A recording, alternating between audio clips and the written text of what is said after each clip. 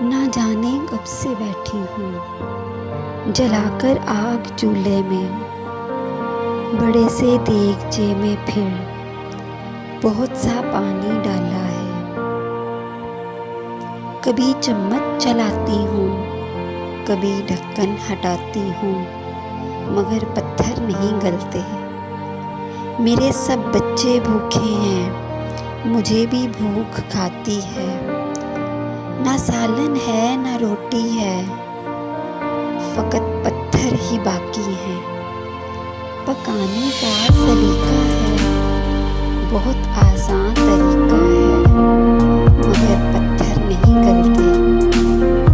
سنا ہے دور وہ بھی تھا، خلیفہ خود نکلتا تھا۔ کوئی بھوکا کوئی پیاسا اگر اس رات ہوتا تھا، بھرا گندم سے ایک تھیلا کمر پہ لاد لاتا تھا۔ یہاں کوئی نہیں آیا، نہ جانے کب سے بیٹھی ہوں۔ مجھے جو بھی میسر ہے میں بچوں کو کھلا تو دوں۔